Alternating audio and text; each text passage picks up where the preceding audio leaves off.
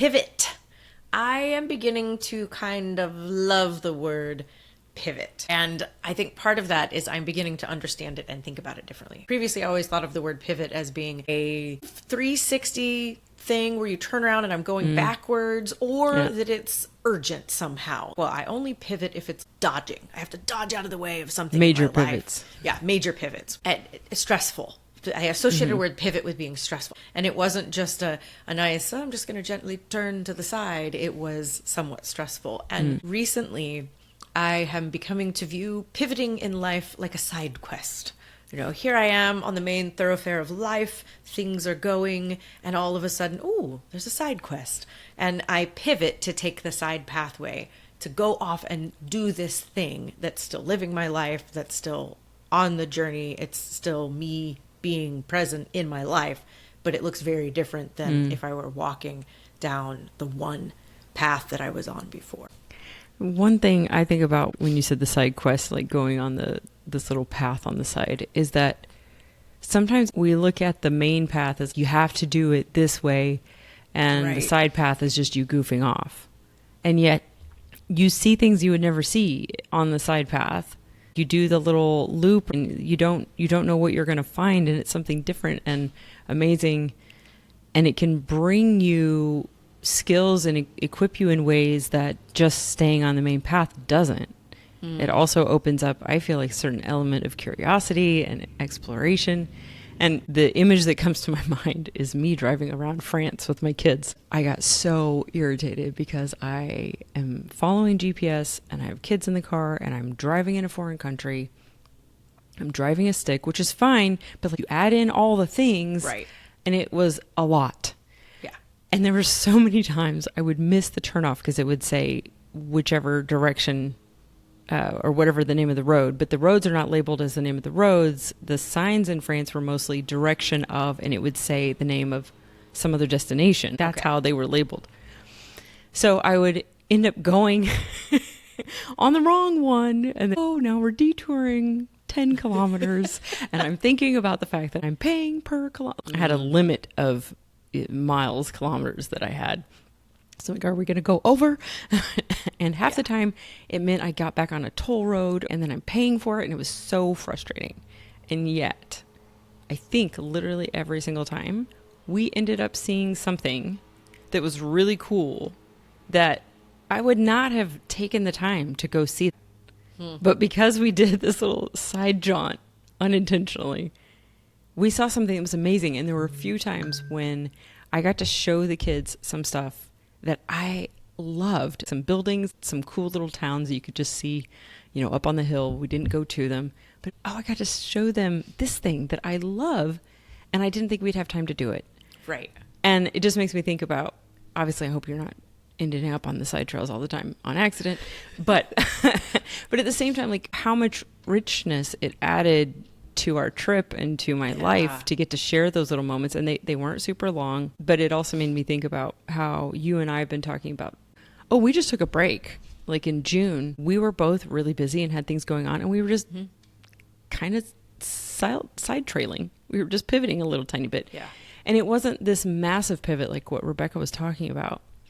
It was just we need to do this. It was stressful too. Yeah, true. You're right. It wasn't a massive pivot. It was a side quest that we both had different side quests that we were going on. And I don't know that both of us were massively stressed by those. No, not really. We were just aware that, hey, we had a little side quest. And now that we're back on the main trail, we're reconvening, reevaluating goals, maybe looking behind us and saying, hey, look how far we've come. That little side trail we went off on was actually 3 miles down the road. I thought I'd only done a half a mile, but here we are. Here we are. When we talked on Monday, just in our regular business meeting, the tone of that was very much, okay, we've both enjoyed some little side quests and we're back on the main trail, and we were refreshing ourselves, our memories. Yeah. What are we focusing on right now? We realized that some of our focus had shifted a little bit. And instead of going, the things we didn't quite manage to get done or being worried about what we hadn't done, we both felt energized with the things we were bringing to the table. And I don't know that I've experienced pivots always in that manner. So I enjoyed and appreciated that you and I are both coming back with extra energy and recognition of just had a nice little side quest there, nailed it, and here we are reevaluating, going forward. And I love your example of being in France, as I hadn't even thought about that. You know, I think side quests actually sound fun to me, but the idea that I might sometimes find myself on a side quest I hadn't chosen to go on, and then I could still find something fun at the end. Yeah. That feels very inviting to me. Like, oh, hey, if I happen to find myself on an unexpected side quest, what if there's something really good on that side quest? Like, that feels, I don't know, it feels very good, very inviting. Well, and I think so much, how much of life, like you find yourself in a situation that you didn't plan on and you weren't headed in that direction. That wasn't your goal. Maybe there's something with your relationships, family, romantic relationships, with friends, with work, whatever those relationships are. And all of a sudden it's like, oh, whoa, this is not the thing I was working towards. This is not what I was planning on. And now it's shifted. Sometimes it's out of your hands. And you can't just turn the car around. You can't do a U-turn on the highway. You have to go to the next exit. And then you get off and you can go back, retrace. Right. Or you don't. Maybe you just get rerouted another way. And I guess I think that part of the pivot, part of what we're talking about is allowing yourself the grace to exist in your own life and actually be present in your own life, instead of always being so focused on this main path that you have to do that you then end up beating yourself up. Yeah. Because you're not like, oh, I'm not on it, or it's not going the way I planned. So allowing yourself the freedom to be in that, to kind of pause and give yourself some grace and breathe for a minute. And then when you come back and you're like, okay, now I have the energy to come back and reevaluate. Is this still the direction I want to be going? Yeah. Are these still my goals? Rebecca and I were even evaluating, is this still our big goal? Yes, it is. Okay, so what do we want to do with the year that we have left? Okay, well, let's set some things. And then we even allowed ourselves just a few minutes of recapping the journey of starting your own business, our own business, and recapping like how much we've learned. Like there's so much stuff that we've had to learn in doing our own business that is exhausting. Anybody who's doing entrepreneurship probably knows this, or if you're just leading another company, but doing so many things that you're having to like, oh, I have to learn this, I have to learn this. And when it's just you or a couple of you, it can feel so overwhelming. So it's like allowing ourselves to recognize what we've done. Because I know Rebecca and I both tend to look at the future and look at what's ahead and kind of be focused on like, all right, the next thing. And I know Rebecca's written some blog posts about it as well. You can get so fixated on the end goal that you skip out on the journey. Not intentionally, you're obviously on it and you're in it, but you're not allowing yourself to live in it and experience it and be in it. And I think the idea of the small pivots is small changes. It's you making the small adjustments as you're going that allow you to be more present, to enjoy your life more and adapt it more and recognize, how does this fit my season? How does this fit my life now? What needs to shift, or what small things can I do? Because you may not be able to change everything. Like I have young kids. Yeah. That's not going to change.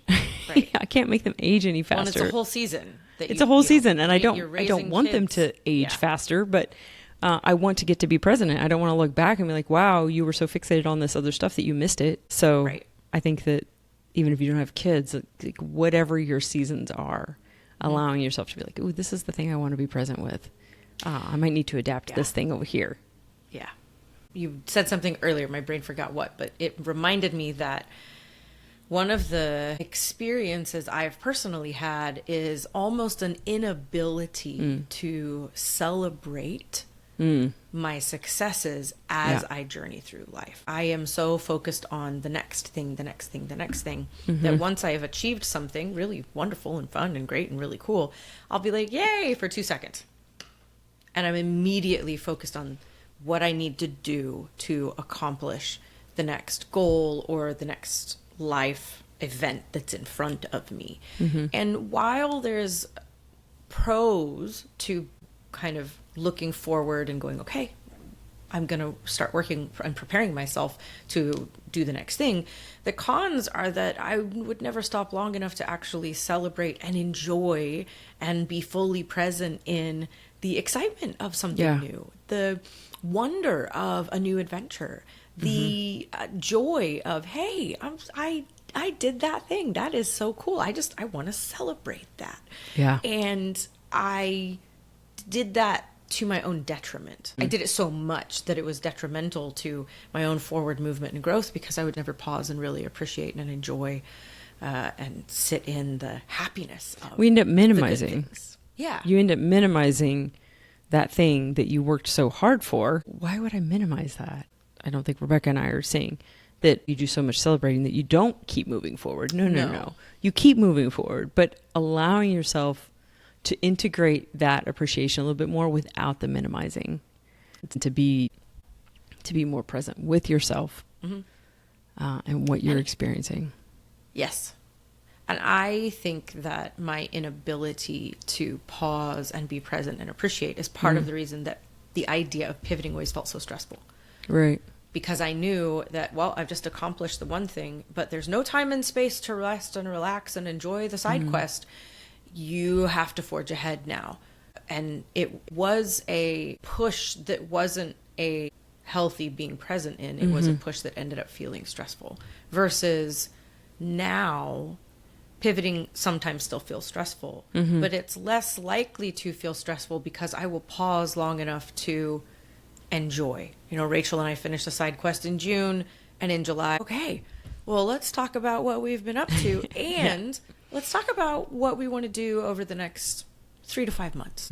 Instead of it feeling, oh, look at all the things I haven't done, it felt like a reset and an invitation to, why don't we dream about what we want to do in the next 3 to 5 months? You know, that includes accomplishments, but it also includes fun, creative, crafty things and just the connection time. So pivoting has become much more interesting. Yeah. Well, You know, it's become almost an invitation to something exciting in life. So when I find myself going, oh, I'm back in the drudgery again, as we talked about last time, I just got my head down, I'm slogging uphill, a pivot becomes oh, hey, side quest, invite, pause, enjoy what's going on in life right now that might be awesome, and where's it going to take you? Yeah. Well, it part of what it makes me think is that the pivot is allowing yourself to be present. It almost seems to me as though many of us live our lives in a way where we're so focused on whatever that end goal is that we hit it, and then we just keep going, and we just kind of almost ignore that it even happened, that it's almost a distraction from engaging in our own life. Yeah. That somehow there's a disconnect between, I don't really want to live present in my own life. I understand like a number of reasons why sometimes we don't want to live in our own lives, but that's not very satisfying to constantly be looking for something else, like the next adrenaline hit or whatever that kind of like pump yourself up is, like that next goal. It's not very present and doesn't really allow you to align with yourself. And the pivots can actually allow you to adjust as you're going to fit your actual life, as opposed to trying to fit a life that maybe you imagine you should have, or feel pressure, like this is what it should look like. This is what I should be doing to be successful, or whatever the thing is. I had like 5 different ideas go through my head. No, I like that though. And I'm laughing at myself because I keep wanting to say the word side quest. Clearly, I really like the concept of a side quest. I love that idea, is everything you're saying to me, again, just feels like an exciting invitation to be present. And if I could find everything in my life, including the hard things, an invitation to be more present, how differently will I live? And when I was diagnosed with cancer the first time, my dad made an observation to me, and this is what it makes me think of. I had to put a lot of things on hold. I had a lot of international trips coming up, a lot of work things happening, and I had to put all of them on hold until we figured out surgeries, how bad it was, etc. And my dad looked at me in the middle of what felt like putting my life on hold. And he said, you know, you haven't stopped living. Yeah. He goes, you're still living your life. It just looks a little differently than what you thought it would in this season. And it struck me in the moment because I was like, I haven't? Oh, you're right. I haven't stopped living my life just because I had to put things on hold and I'm dealing with something that's unexpected and scary. It was a side quest that I felt like I got shoved onto. It wasn't one I excitedly chose. And yet there were a lot of good things that came out of that side quest experience. And my life, when I got back on track with the things that I had been pursuing before that, was still moving forward. It was still progressing. It looked different. Yeah. But it wasn't bad, or it just wasn't bad. It was okay. I was present in the midst of all of those things, whether they were comfortable or uncomfortable. Well, I think it's partly allowing ourselves, and just saying bad. I know we're getting ready to wrap up here, but the idea that some things are good, some things are bad, the way we perceive our own lives impacts how we're living our lives or not really living it. My experience is that so many things that we have that we perceive as bad lead us in another direction that it might be years before we discover how that thing has impacted us. But it can open up new doors. It can open up different things. And I'm not saying that we pretend that they're good when we're like, this is a negative thing that's happening. Right. And it's hurtful and it's painful and I don't like it. Not saying you pretend like it isn't that. But just the awareness of this isn't the end of it, allowing myself to even experience those things that I view as unpleasant and let myself live through them and then heal and then keep going. It seems like it builds me up in ways that I never would have anticipated, that just kind of floating along wouldn't have. Right. So embrace the pivots. Embrace the pivots. Embrace the pivots, whatever they happen to look like, and give yourself the grace to be present with them, to be present in your own life, and to seek help when you need help, to take a break when you need a break, and then to realign and reset when you're ready to keep moving forward again. As always, we invite you to live fully present in all the wonderful, messy, wonderful things that is life. Yep. Thanks, guys. Bye.